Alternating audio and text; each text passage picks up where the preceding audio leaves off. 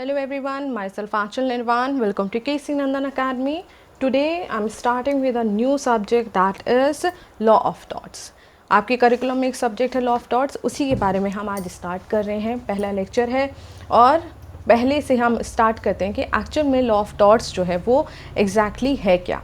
ठीक है, तो अगर हम बात करते हैं इस शब्द की, अगर हम बात करते हैं थॉट की बात करते हैं, तो ये एक लैटिन टर्म है। ठीक है, थॉट टर्म से ड्राइव किया गया है, जिसका मतलब है टू ट्विस्ट।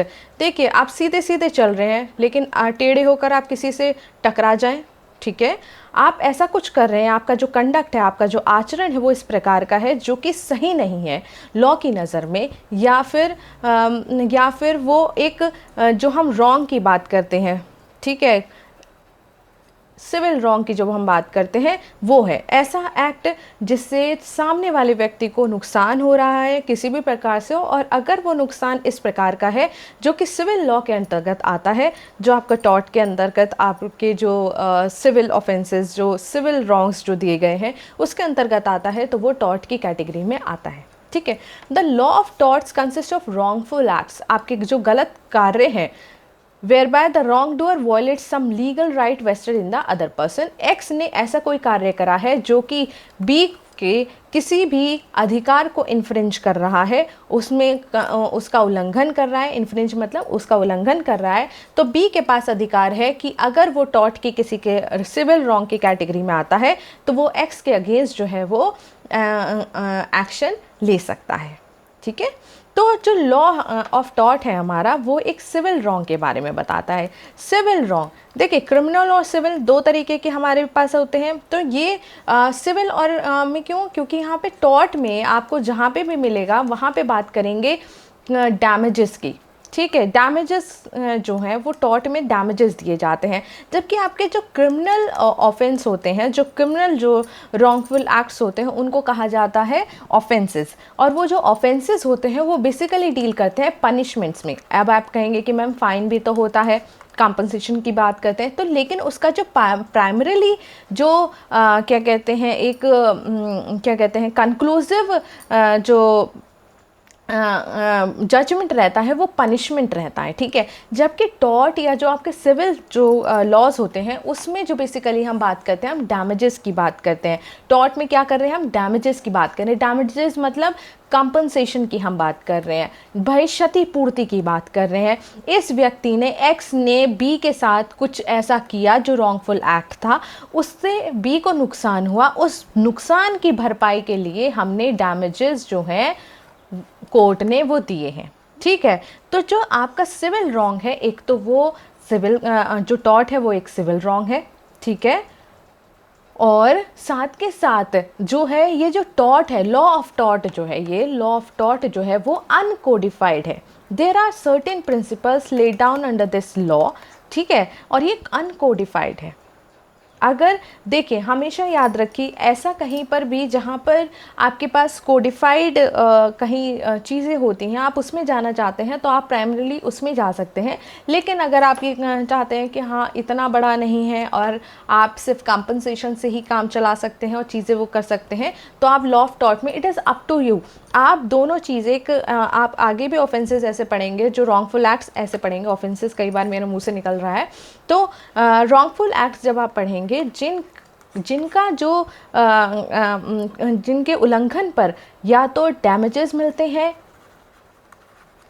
और पनिशमेंट भी है, यानी कि वो क्रिमिनल ऑफेंस भी है, तो ऐसे में या तो आप डैमेजेस क्लेम करिए या पनिशमेंट, आप दोनों में ही ये नहीं कर सकते एक एक्ट किया गया है आप उसे सिविल में भी ले चलिए और आप क्रिमिनल में भी ले चलिए। नो, आप ऐसा नहीं कर सकते। You have to opt whether you want to go in a civil wrong and you want to go under the criminal offences.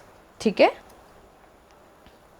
अब कुछ डेफिनेशंस हैं। देखिए, जो लॉ ऑफ टॉर्ट है उसमें एक चीज़ याद रखिएगा कि जब हम लोग बात करेंगे ना रिगार्डिंग जैसे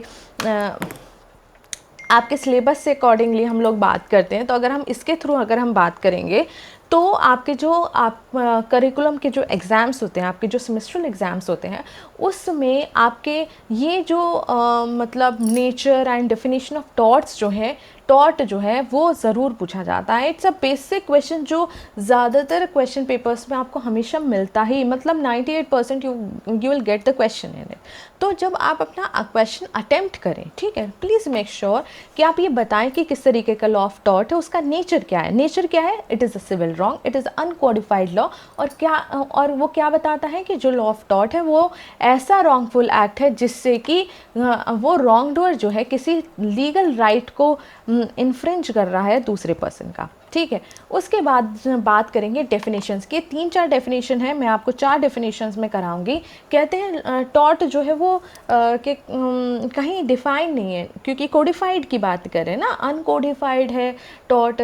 तो ऐसा नहीं है कि कहीं पे भी टॉट डिफाइन नहीं है। जो आपका लिमिटेशन एक्ट है, लॉ ऑफ टॉट एक्ट नहीं है, ठीक है। लॉ ऑफ टॉट तो अनकोडिफाइड है, सर्टेन प्रिंसिपल्स ले डाउन है, बट जो लिमिटेशन एक्ट 1963 है उसके सेक्शन 2M में दिया गया है कि लॉ टॉट क्या कहता है। अ टॉट इज़ अ सिविल रॉन्ग, यानी कि आप सिविल के अंडर जाएंगे, which is not exclusively a breach of contract और ब्रीच ऑफ ट्रस्ट। सिर्फ ब्रीच ऑफ कॉन्ट्रैक्ट और ब्रीच ऑफ ट्रस्ट ही नहीं है टॉट में, और भी सिविल रॉन्ग्स हैं जो कि टॉट के अंतर्गत आते हैं, ठीक है। ये आपके लिमिटेशन एक्ट को 1963 के लिमिटेशन एक्ट ने इस डेफिनेशन को लिखा है। उसके बाद सामंड की डेफिनेशन होती है। तो सामंड क्या कहता है? सामंड कहता है टॉट is a civil wrong for which remedy is a common law action for unliquidated damages and which is not exclusively the breach of contract or the breach of trust on or other merely equitable obligation। तो सामंत कहता है कि एक civil wrong है जिसकी जो क्या कहते हैं रेमेडी है, जिसका जो आप जब भी केस डालते हैं तो आप रेमेडी मांगते हैं ना, कुछ आप प्रेयर में मांगते हैं, तो जो रेमेडी है वो अनलिक्विडेटेड डैमेजेस हैं। जो आपके डैमेजेस हुए, जो आपकी क्षति हुई है, उसकी क्षतिपूर्ति ही उसकी रेमेडी है। और जो कि ब्रीच ऑफ ट्रस्ट, सिर्फ ब्रीच ऑफ ट्रस्ट नहीं है, ब्रीच ऑफ कॉन्ट्रैक्ट नहीं है, उसके अंतर्गत और भी लॉज आते हैं, और भी रॉन्ग आते हैं जो कि आपके लॉ ऑफ टॉट में है, और ये आपका सामंत कहता है। उसके बाद विनफील्ड क्या कहता है? देखिए, ये 4 डेफिनेशन जो हैं वो बहुत इंपॉर्टेंट है ऑफ लॉ ऑफ टॉट के बारे में। तो आप इन प्लीज़ मेक श्योर कि आप इनको याद करें। याद इसलिए कह रही हूँ क्योंकि जब डेफिनेशंस होती हैं ना, तो आप उनको कहीं ना कहीं तोड़ मोड़ के नहीं लिख सकते। Definitions you have to write down. जैसे सेक्शन को आप सेक्शन वाइज जब आप लिखते हैं, अगर आप बेयर एक्ट की लैंग्वेज लेंगे, you have to write down the proper language, ठीक है। तो वैसे ही जो डेफिनेशंस है, कुछ इंपॉर्टेंट डेफिनेशंस हैं जिनको आपको लिखना है, तो आप प्लीज़ मेक श्योर कि आप इनको याद कर लें। 4 डेफिनेशंस हैं, छोटी छोटी हैं और अच्छे से याद हो जाएंगी, ठीक है। तो टॉर्शियस विनफील्ड क्या कहता है? जो टॉर्शियस लाइबिलिटी है वो कब अराइज होती है? जो टॉर्ट के अंतर्गत आपने रॉन्गफुल एक्ट किया है, उसकी जो लाइबिलिटी है वो कब अराइज हो रही है? Arises from the breach of a duty fixed by the law. भाई, जो आप की ड्यूटी लॉ ने निर्धारित कर रखी है, आप अगर उसका उल्लंघन करते हैं तो आपकी टॉर्शियस लाइबिलिटी बनती है। This duty is towards persons generally, यानी कि हर व्यक्ति के लिए है समाज में जिन लोगों के, and its breach is redressable by an action for unliquidated damages. अनिर्धारित जो आपके लिक्विडेड डैमेजेस होते हैं, अनिर्धारित जो क्षतिपूर्ति होती है, उसके थ्रू आप उसकी भरपाई करते हैं। ये आपका विनफील्ड कहते हैं। देखिए, मोरलेस वही, देखिए आप मतलब नहीं बदल सकते ना लॉ ऑफ टॉट का। मोरलेस अलग अलग बस वर्ड्स का हेर फेर होता है डेफिनेशंस में। आप अलग तरीके से, शायद आप कल को जब लॉ ऑफ टॉट समझाएं तो अलग तरीके से समझाएंगे, मैं अलग तरीके से समझा रही हूँ, तो बस वही डेफिनेशन का खेल है, ठीक है। तो ये, और उसके बाद फ्रेजर की भी डेफिनेशन इंपॉर्टेंट। ये कहता है it is an infringement of right in rem of a private individual giving a right of compensation at the foot of the injured party. एक निजी व्यक्ति के अधिकार का उल्लंघन है जो घायल पक्ष के मुकदमे में मुआवजे का अधिकार देता है। देखिए, प्राइवेट इंडिविजुअल की बात क्यों कर रहे हैं? अगर आप लोगों ने आपको, चलो मैं यही मान के चलती हूँ, आपको कोई आइडिया नहीं है, ठीक है। देखिए, सिविल जो माना जाता है, सिविल का जब आप केस लेकर आते हैं तो एक व्यक्ति के खिलाफ लेकर आते हैं, जबकि जो क्रिमिनल होता है, जो क्राइम होता है, जब आप आईपीसी या कहूँ कि बीएनएस की बात करेंगे, जब आप वो पढ़ेंगे तो आप ये समझेंगे कि जो क्राइम होता है वह किसी एक व्यक्ति के खिलाफ नहीं हो रहा, वो पूरी सोसाइटी के खिलाफ होता है, ठीक है। तो क्योंकि टॉर्ट एक सिविल रॉन्ग है तो इसका जो क्षति है आपने किसको करी, एक पर्टिकुलर व्यक्ति को करी। ठीक है, तो इंडिविजुअल राइट को आपने इंफ्रिंज करा, जिससे जैसे ही आपने उस राइट को इंफ्रिंज करा वैसे ही उसके पास, उस व्यक्ति के पास जिसका अधिकार इंफ्रिंज है उसके पास क्षतिपूर्ति का अधिकार जो है वो उत्पन्न हो जाता है और वो सूट के जरिए जो है इंजर्ड पार्टी जो है वो मुआवजे का अधिकार पा लेता है। ठीक है, तो इससे हमें क्या पता चला, जो डेफिनेशन है उससे हमें क्या पता चला, जो टॉर्ट है वो एक सिविल रॉन्ग है, कैटेगरी ऑफ सिविल रॉन्ग्स में आती है। द बेसिक देखिए सिविल लॉज तो बहुत सारे हैं, ठीक है, भाई लॉ ऑफ टॉर्ट्स भी आता है आपका, ट्रांसफर बहुत सारे एक्ट्स हैं जो सिविल नेचर के होते हैं। ठीक है, तो it belongs to the category of civil law. The basic nature of civil law is not criminal law, crime नहीं है, इट्स नॉट एन ऑफेंस, ठीक है, it's a law. In the case of a civil law injured party that is the plaintiff, वो injured party है तो case लेकर आएगी, एक का नुकसान हुआ है उसका उसकी भरपाई के लिए वह तो दे के खिलाफ जाएगा, तो ये कौन हो जाएगा, ये प्लेंटिफ हो जाएगा, और ये कौन है, ये डिफेंडेंट है। डिफेंडेंट है, रॉन्ग डूअर है, जिसने कोई भी रॉन्गफुल एक्ट किया। ठीक है, the plaintiff institute civil proceeding against the wrong doer, the defendant. ठीक है, in such a case the main remedy is damages, जो कंपनसेशन की बात करते हैं क्षतिपूर्ति, the plaintiff is compensated by the defendant for the injury caused to him by the defendant। जो injury, जो पर्टिकुलर इंजरी इस व्यक्ति बी व्यक्ति की वजह से ए को हुई है उस क्षतिपूर्ति के लिए, क्षति के लिए, इंजरी के क्षति, इस इंजरी के क्षतिपूर्ति के लिए जो है वो डैमेजेस देता है। On the other hand criminal law में क्या होता है, victim of the crime is compensated, अब आपको हमारा कंपनसेशन भी दिया जाता है। तो कंपनसेशन प्राइमरी किया जाना होता है, ठीक है, प्राइमरी जो होता है पनिशमेंट होता है। ठीक है, कंपनसेशन इसलिए दिया जाता है कि जो उसका नुकसान हुआ है और वो हर जगह एप्लीकेबल नहीं होता है। ठीक है, तो जबकि जो क्रिमिनल रॉन्ग होता है उसमें punishment is a primary remedy. ठीक है, तो ये है। उसके बाद it is possible same act done by a person में रिजल्ट इन टू रॉन्ग्स। मैंने आपको शुरू में समझाया कि एक व्यक्ति का दूसरे व्यक्ति के प्रति किया गया कोई भी एक्ट जो है वो दो कैटेगरी में भी आ सकता है, क्या पता वो क्राइम भी हो, क्या पता वो टॉर्ट भी हो। तो in such a case both civil and criminal remedies would concurrently भी अवेलेबल। भाई एक एक्ट है जो सिविल में भी आ रहा है और क्रिमिनल में भी आ रहा है, तो इसका मतलब क्या है, एक किया हुआ जो बी के पास अब क्या रेमेडी है, भाई सिविल में भी जा सकता है, क्रिमिनल में भी जा सकता है। This could be civil action requiring the defendant to pay compensation as well as criminal action awarding punishment to the wronger. अब उसके ऊपर है भाई कंपनसेशन चाहता है या उसको पनिशमेंट दिलाना चाहता है। ठीक है, उसके बाद tort is other than a mere breach of contract or a breach of trust।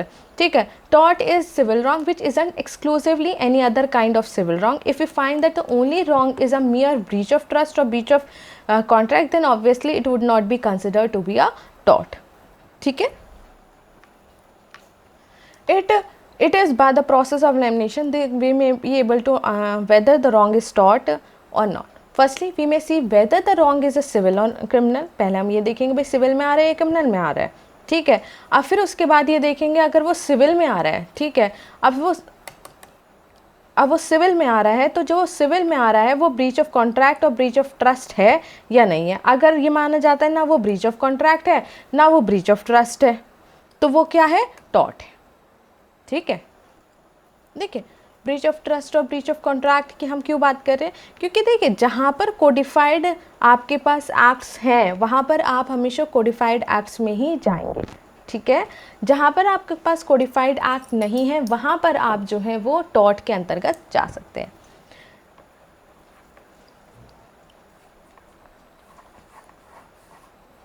अब एग्जाम्पल के तौर में से ए जो है वो डिलीवर करता है बी को for safe custody for week. वो एक हफ्ते के लिए बी के पास हॉर्स को छोड़ के जाता है। B allows the horse to die of starvation. B क्या कहता है, उसे खाने ही नहीं देता, भूखे मर छोड़ देता है। B's act amounts to two wrong, breach of contract as well as tort. Since both the wrongs are civil wrong the plaintiff can claim damages either under the law of tort or the breach of contract। क्योंकि codified है, हमारे पास law of contract already है। ठीक है। He can claim damages under both of the law simultaneously. आप दोनों ही act में जाके कोई अलग ऐसा नहीं कर सकते, एक केस आप लॉ ऑफ टॉर्ट में डाल दीजिए, एक आप लॉ ऑफ कॉन्ट्रैक्ट के अंतर्गत डाल दीजिए। आप कहाँ डालेंगे, आप किसके अंतर्गत आप लेना चाहते हैं रेमेडी, उसी के अंतर्गत आप केस डालेंगे। Damages in the case of tort are unliquidated, in the case of breach of contract it may be liquidated, means the compensation which has been determined or agreed to the parties. अगर आप देखिए tort में क्या है, unliquidated damages की बात कर रही हूँ, ठीक है, निर्धारित डैमेजेस हैं, ठीक है भाई, जो जिस हिसाब से क्षति हुई है उसी हिसाब से दिया जाता है। ब्रीच ऑफ कॉन्ट्रैक्ट में क्या हो सकता है, आपने कॉन्ट्रैक्ट में मेंशन कर रखा हो कि भाई किसी भी प्रकार से इस पर्टिकुलर क्लॉज को अगर इन्फ्रिंज किया जाता है, वॉलेट किया जाता है, तो जो पार्टी है उसको इतना मुआवजा देना पड़ेगा। अगर वो अगर ऐसा कुछ मेंशन है तो वो लिक्विडेटेड डैमेजेस होता है, means.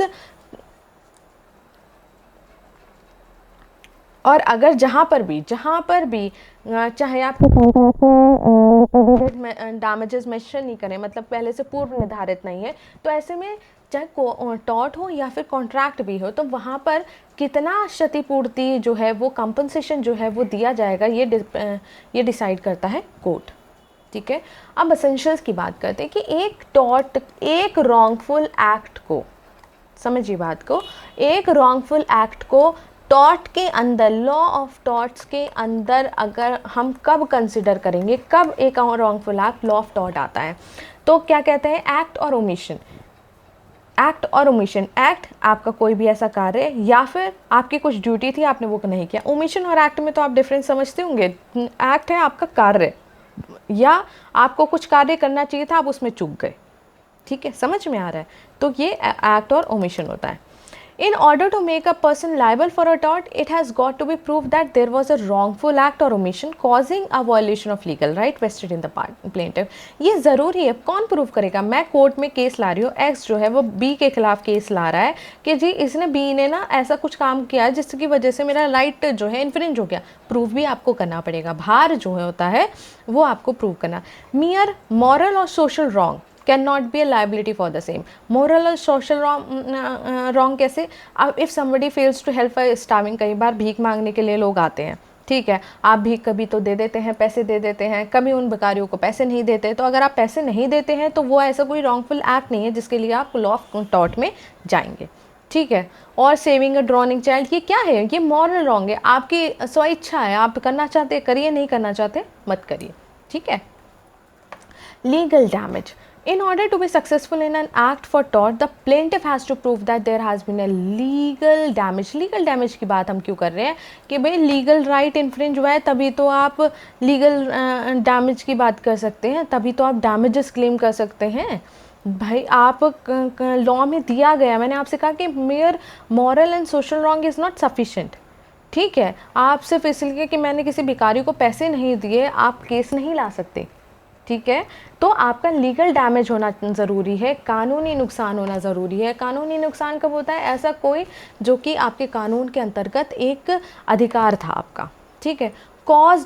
caused to him, in other words it has got to prove that there was a wrongful act, an act or omission causing breach of a legal duty or the violation of a legal right vested in the plaintiff। भाई आपका कोई legal right जो है वो infringe हुआ है, violet हुआ है, तो वो जो है उसकी क्षतिपूर्ति करनी वो इन्फ्रिंज हुआ है किसका? प्लेंटिफ का। प्लेंटिफ कौन है? Injured party. ठीक है, वही कोर्ट जा रहा है तो प्रूफ भी उसे करना है जी मेरा यार लीगल राइट जो है वो इन्फ्रिंज हुआ है और मुझे डैमेजेस चाहिए। आपके दो मैगजीन्स की बात करते हैं। कई बार देखिए आपके उसमें जो असेंशियल्स में जो सीन इंजूरिया सीने डेमनो और डेमनम सीने इंजूरिया, ये दो जो मैगजीम्स हैं ये आपके क्वेश्चन में भी आ जाती हैं, डिफरेंस पूछ लेते हैं। ठीक है, तो इंजूरियस सीने डेमनम कहते हैं वॉलेशन of legal right without any harm, आपका अधिकार तो हुआ लेकिन आपको कोई हार्म नहीं, नुकसान नहीं पहुंचा। और दूसरी में डेमनम सीने injuria harm without any वॉलेशन of right, भाई जहाँ पे लीगल राइट तो नहीं हुआ लेकिन नुकसान हो गया। अब हम इनको हिसाब से पढ़ते हैं। इंजूरिया सीने डेमनम में क्या कहता है कि वॉलेशन ऑफ लीगल राइट, ये राइट है, right without causing any harm, loss और damage to the party, he can sue against the defendant. कब कर सकता है? देखिए, the plaintiff was a qualified voter at a parliamentary election. आपके पास अधिकार था भाई आपको वोट करने का। आप एक क्वालिफाइड वोटर थे, but the defendant a returning officer wrongfully refuse to take plaintiff order. अब आप गए वोट डालने के लिए, आपको अधिकारी ने मना कर दिया, ठीक है। अब वो गलत तरीके से मना करा, मतलब उसका आधार नहीं था, लेकिन वो रॉन्गफुली रिफ्यूज़ कर दिया। नो लॉस वॉज सफ़र्ड, सफ़र नहीं हुआ लॉस। क्यों? क्योंकि जिस कैंडिडेट के लिए आप वोट डालने जा रहे थे वो तब जीत गया, ठीक है। तो अगर वो जीत गया, कोई नुकसान नहीं हुआ, फिर भी आप क्या कहते हैं, डैमेजेस मांग सकते हैं। For whom he wanted to vote won the election, in spite of that plaintiff gets the damages. क्यों? क्योंकि वो पार्लियामेंट्री उसमें जा रहा था, उसका अधिकार था, और उस अधिकार को आपने वॉयलेट करा है, इसलिए आपको डैमेजेस देने पड़ेंगे, ठीक है। डेमनम, ये आप केस लॉ पढ़ लीजिएगा। Bhim Singh versus state of Jammu and Kashmir. A petition, an MLA of Jammu and Kashmir Assembly was wrongfully detained by the police. He was going to attend the assembly. He was not produced before the magistrate. आपको भी पता है 24 घंटे के अंदर आपको magistrate के सामने प्रोड्यूस करना होता है। The Supreme Court held to be a legal wrong and by way of consequential relief, exemplary damages amount of 50,000 were awarded to him, ठीक है। डेमनम सिने इंजूरिया, डेमनम सिने इंजूरिया की बात करें तो it means damages which is not coupled with an unauthorise interference with the plaintiff law, right, causing of damage how substantial to another person is not explainable in law unless there is also violation of legal right to the plaintiff. अब इस case से समझते हैं। Gloucester grammar school case, the defendant a school master set up a rival, a जो है ए और B है, ए ने क्या करा, एक स्कूल जो है वो बी के स्कूल के पास बना लिया, ठीक है, to that plaintiff. Because of the competition the plaintiff has to reduce the fees for 40 pence to 12 pence per scholar. अब ये जो बी था, बी ने कंपटीशन की वजह से भाई एडमिशन्स कम आ रहे थे, इसने क्या करा, अपनी फ़ीस जो है वो कम कर ली। It was held that the plaintiff had no remedy for the loss the suffered by them. अब इसने जब वो फ़ीस कम कर ली तो बी जो है वो ए के पास गया, ठीक है। अब इसका अधिकार तो नहीं था, लेकिन वो डैमेजेस क्लेम कर रहा है, कह रहा है जी मेरा तो नुकसान हुआ है। तो यहाँ पर कोर्ट ने इसको मना कर दिया, और कोर्ट ने ये कहा कि एक तो उसने नहीं कहा आपको कि आप अपनी फ़ीस कम करिए। स्कूल जो है आप ओपन कर सकते हैं, उसका भी अधिकार है, आपका भी अधिकार है। अगर आप सारे नॉर्म्स को पूरा करते हैं तो आप उसको कर सकते हैं, ठीक है। उसके बाद है यूबी जस्ट इबी रेमेडियम। यूबी जस्ट इबी रेमेडियम का मतलब है where there is a right there is a remedy, ठीक है। जहाँ अधिकार होगा वह रेमेडी ज़रूर होगी। Where there is a violation of legal right there is a remedy, कोई ना कोई रेमेडी हमेशा रहती है। और ये यूबी जस्ट इबी रेमेडियम सिर्फ ये लैटिन मैक्सिम जो है ना, ये लॉ पर आधारित है। जहाँ आपका अधिकार इन्फ्रिंज हुआ है वहाँ पर आपके पास रेमेडी होगी, इर्रिस्पेक्टिव कि वो सिविल है, क्रिमिनल है, किस कैटेगरी में आता है, उस कैटेगरी में आपको रेमेडी अवेलेबल होगी। If someone encroaches the legal right of another then the other person can knock the door of the court यहाँ पे आएगा of the court to seek justice, ठीक है। तो ये आपके जो है लॉ ऑफ टॉर्ट के क्या कहते हैं, आपके असेंशियल्स हैं। हमने क्या समझा, हमने ये समझा कि जो लॉ ऑफ टॉर्ट है वो एक सिविल नेचर का लॉ है जो कि अनकोडिफाइड है, उसमें कुछ प्रिंसिपल्स दिए गए हैं। और जो लॉ ऑफ टॉर्ट है वो बेसिकली फोकस करता है डैमेजेस पे, कंपनसेशन पे, क्षतिपूर्ति पे फोकस करता है। और जिसके तहत जो व्यक्ति है, जो प्लेंटिफ है, प्लेंटिफ कौन है, इंजर्ड पार्टी, डिफेंडेंट कौन है, रॉन्ग डूअर है, ठीक है। तो वो केस ला सकता है अगर वो लॉ ऑफ टॉर्ट के अंतर्गत आता है। और लॉ ऑफ टॉर्ट के तहत जो प्राइमरी जो रेमेडी है वो आपके डैमेजेस है, ठीक है। तो ये आपका nature and definition of tort है। ये इसको आप कर लीजिए क्योंकि आता है ज़्यादातर क्वेश्चन इसमें जो है ये वाले पे क्वेश्चन आता ही है आपके सेमेस्टर एग्जाम में। और हम लोग नेक्स्ट वीडियो में हम नेक्स्ट टॉपिक के साथ डिस्कस करेंगे, ठीक है। Thank you so much.